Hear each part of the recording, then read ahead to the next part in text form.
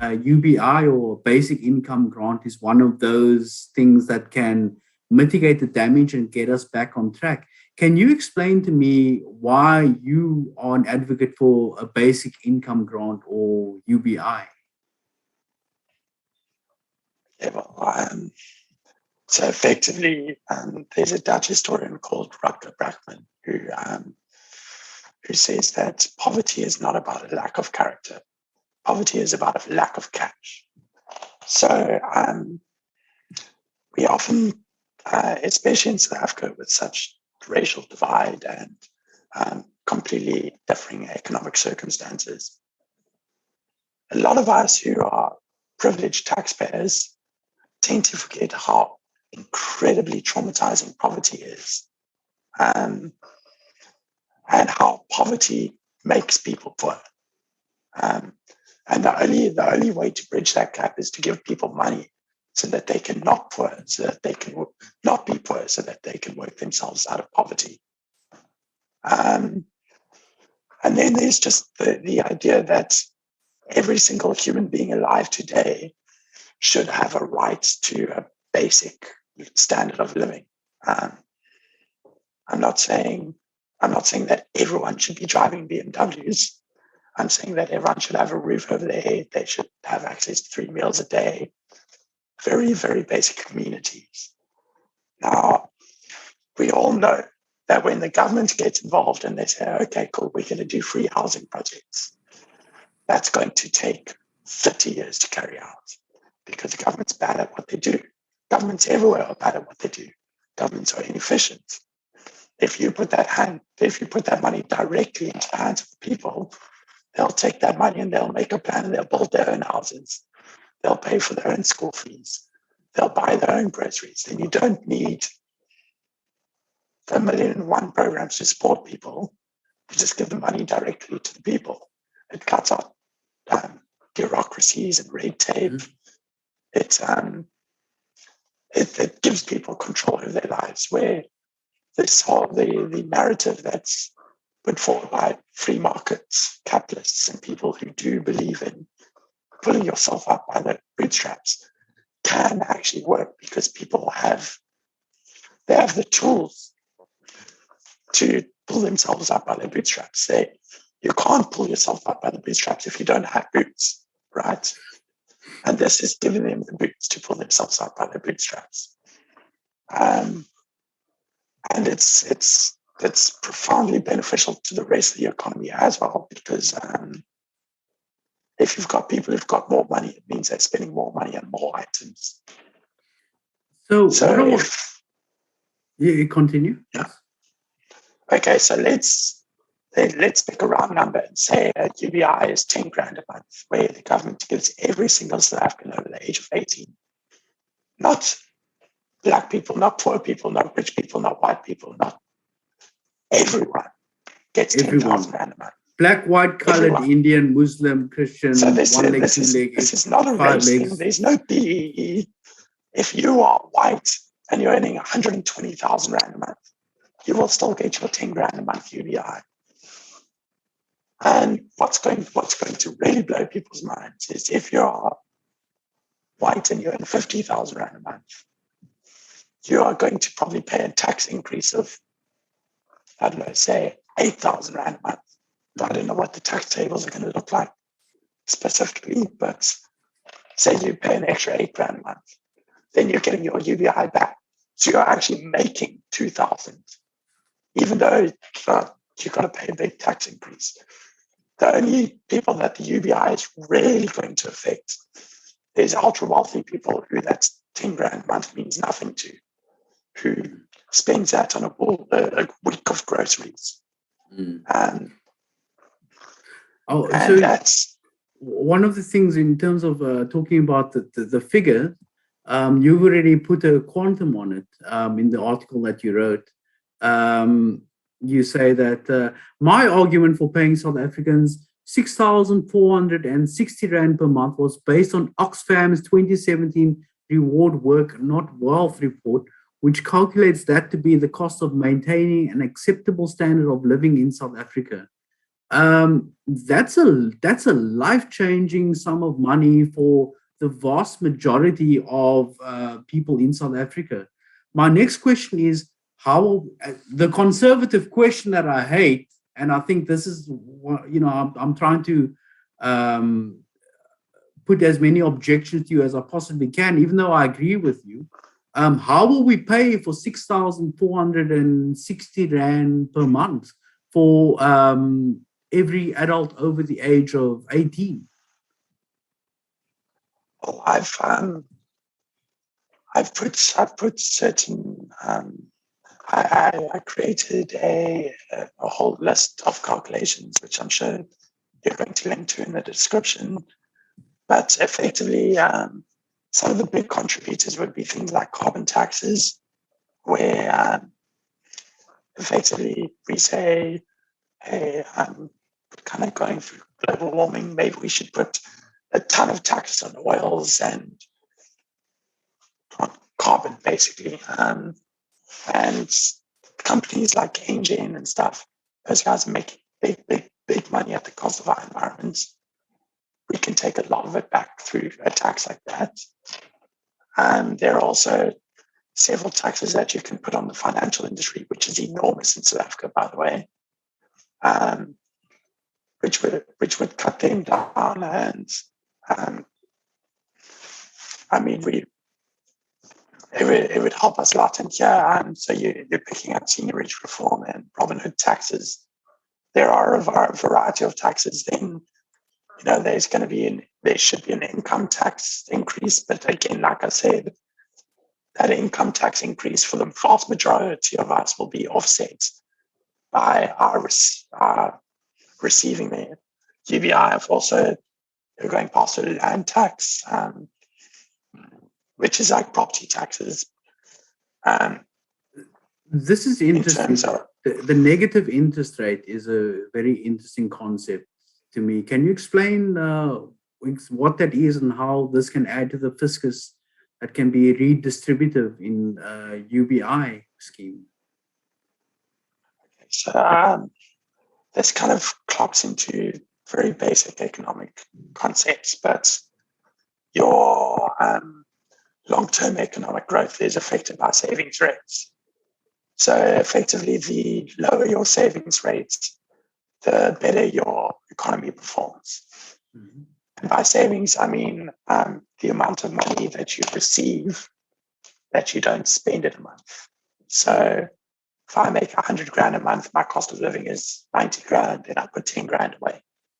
Mm-hmm. Now that 90 grand that I'm spending is going directly into the economy.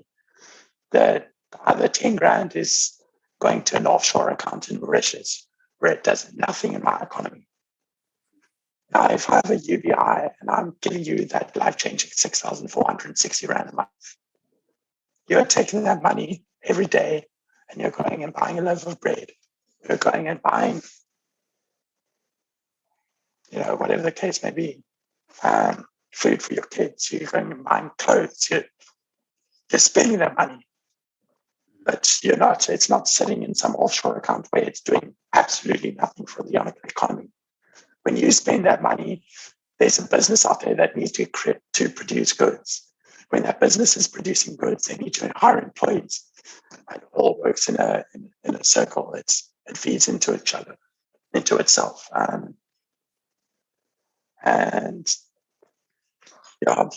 Basically the negative interest rate is saying the more money you keep in your account, we're going to charge you for not spending that money. So then someone who has a net worth of 500 billion Rand and they've got a good couple 100 billion sitting in an account somewhere, we are charging them to keep that money in their account and not spend it. Mm-hmm. Because by not spending it, it means that money is in our money supply and it's contributing towards things like inflation and whatnot. But it's not giving anything back to our economy, so you're going to be charged for that. Mm. I would think the most important question is, do you think that this is something that we need in this country?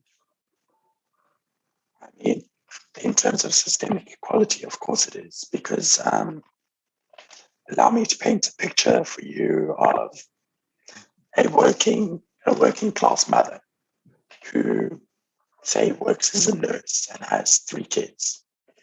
Every single morning, she will wake up and she will take her kids to school via a taxi and another taxi and a train and another taxi and a bus. With that 6,460 Rand a month, that mom can go and commit to installments on a Honda i10, and she can drive her kids to school every morning. That means she arrives at work 4 hours earlier or whatever. We all know that transport costs and stuff are a massive issue in this country. So she can drive her kids to school. She can take that money and she can say, I'm going to vacate my position as a nurse in the hospital I'm working at, and I'm going to go spend the next 2 years getting a medical degree and becoming a doctor. Like you said, it's a life-changing amount of money. You can use that. You can use your UBI to earn credits to go and, buy a home for yourself and create generational wealth for your family through property ownership, which, as we know, is a big issue in South Africa as well. I can go on and ad infinitum about this because the benefits are absolutely endless. But on the same token, it's not even just for the poor families. It's for the rich families as well. Like I said, we've got big racial issues in South Africa, but that UBI is not just going to black families and poor families, it's going to rich families as well. If you're a 20-year-old, 25-year-old who just left university with a master's degree, you now have to go and find a job for yourself, and you will take anything, despite how incredibly overqualified you are. I mean, this happened to me effectively. You're overqualified for your job and you take anything you can get because it's a job. Now you can be a bit more picky because I've got my 6,500 Rand that's at least going to keep a roof over my head until I can find a job that's amicable to me rather than going and signing a permanent contract for 8,000 Rand a month, even though I've got a master's degree or, whatever. It gives workers more choice. It makes it easier for wives to leave their abusive husbands because they're not financially dependent on them. There are, like I said, countless reasons why this will work. And, we also forget that we live in the year 2021, where things like robotics processing, engineering, 3D printing, blockchain, artificial intelligence, Internet of Things, we are starting to see automation start to take over our jobs. Even if you are an accountant today earning 60 grand a month and you're doing well, tomorrow your job's going to be gone and we're going to outsource it to some software which costs us a third of the price, that works 24 hours a day, 7 days a week, doesn't need vacation time, doesn't need sick leave. You cannot compete with these things. Effectively, what's going to happen is all those accountants are going to lose their jobs and become destitute as well, and doctors and lawyers and all kinds of professions. And they're going to fall into this group of unemployable people, which we already have so many of. And the people with the biggest computers are going to make all the money. And eventually we're going to reach a point where the only people that are making any money in the world are either the people who own these computers or the people who run them. And the rest of us are going to be screwed. So we're going to need that universal basic income. And I mean, I can certainly picture a life of like just pure leisure where everyone's earning their universal basic income and buying their goods, and computers are doing all the work for us, and nobody has to work again. And people do work for passion, not for money. And that's going to be a big game changer. Our economy will be so much more productive, and we will see decreases in crime and all kinds of things because people aren't stealing and living hand to mouth and mentally breaking down all the time. I don't know if that kind of gets well, pretty much. One last quick question on UBI. Why do you think there's been an unwillingness or reticence from government in South Africa to implement this, or at least start taking concrete steps to seriously interrogate the feasibility of UBI, or basic income grant, as it's known in our politics? I think there's a lot of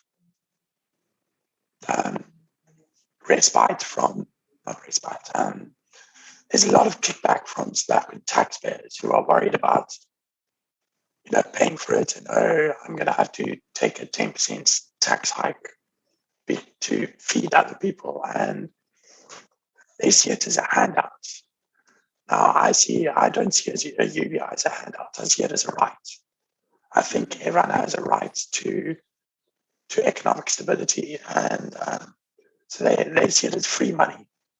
It's a completely moral thing, and it's a misreading of what a UBI is intended to be, which is saying that we believe just like you have the right to vote, just like you have the right to move around freely, you have the right to have a roof over your head and a full stomach. And this is something that's been lost in South Africa. We were supposed to draw up an economic bill of rights years ago, and the ANC is being met with opposition from. They know that they're going to get in trouble with people who own large amounts of money and people who are who they're in bed with as politicians, because all politicians are in bed with people with a lot of money, and the people with lots of money would rather squeeze every cent that they can out of this country without giving anything back, and actually do the rational thing, which is to say, maybe if other people in South Africa are off better, I'll be off better at the same time. I'm better off. And I think the opposition is just entirely a group of people who believe that a UBI is a handout, and that don't want to pay for it. The good news, though, is if we have a UBI, everyone can pay for it, because once more and more people are pulling themselves out of that poverty trap, and they're moving, and they're earning money where we can take away tax allowances. So effectively, there will be no threshold for the tax system, because you don't need tax allowances when people already have the money that they need to survive. We'll still have a progressive tax system, but if you can get every single person in South Africa that doesn't pay tax, I think there are 20 million. If they're earning, say, 10 grand a month, and then they've got their UBI, and we say to them, okay, well, for your 10 grand a month that you're earning as well, we're going to take 10% off in tax. That's 1,000 rand a month for 20 million people. It's a pretty large sum of money. So the UBI will eventually come to fund itself in terms of increasing our tax base, not necessarily the actual taxes, but increasing the tax base is going to make a far greater difference and will be far more fundable. We can take on debt because our economic growth will exceed our interest on our debt repayments. There are a million reasons why it couldn't work, but I think the resistance is just selfish people who see it as a handout rather than a right. Exactly.